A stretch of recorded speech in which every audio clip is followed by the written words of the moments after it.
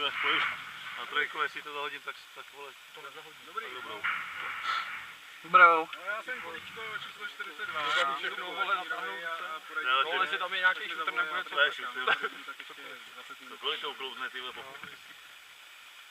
No, hele, čau. Obrat už je tam. Obrat má 100 kg motorku, vole. Dej mi taky, vole. Ne, nechlo.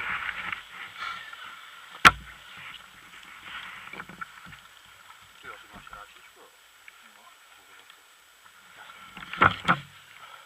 Ježiš, ty vole. Ukrajinská, ty vole, teď se vypasnu. Jak dlouho to čekáme? Hodinu a půl prej.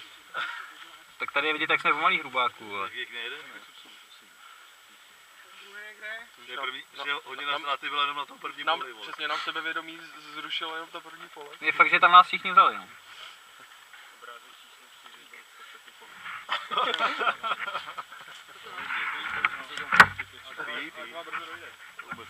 Já smrdím sám sobě už, ty, to je strašný.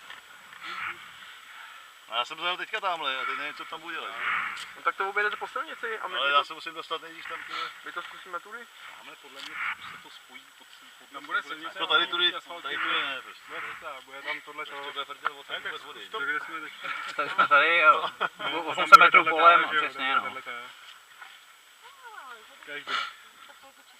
No, zadek jo. Na kolikáce jsme teďka? 42. Už je jenom 130 dobrá. Já nemám čistě vůbec nic. Je už sloužil i hefty, ty jo. To popíchám na zemi. To nevím, jestli se rově ručí. Taky nevím. No, hrdinové, vole. No. Já radši půl pěšky. Říkali, vole. Na tý. Když si tam sbírají ty razítka. Bacha, hned na začátku pole se válí ta ženská, ne abyste jí pomohli. Jak zastavíte, tak si nikdo nerozjede. Obrat kouří, ne? Tak co, jedem za ním? No určitě, a co ten poslední hrdina? Pojedete spolu?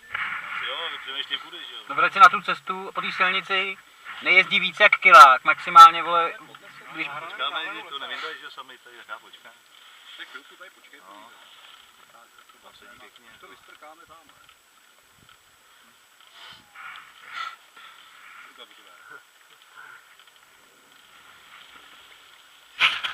Uj, když jak neřekl, jak může jaký pole.